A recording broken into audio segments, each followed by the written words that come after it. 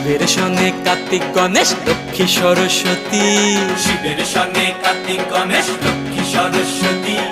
আশ্বিন মাসে বাপের বাড়ি আসেন ভগবতী, আশ্বিন মাসে বাপের বাড়ি আসেন ভগবতী।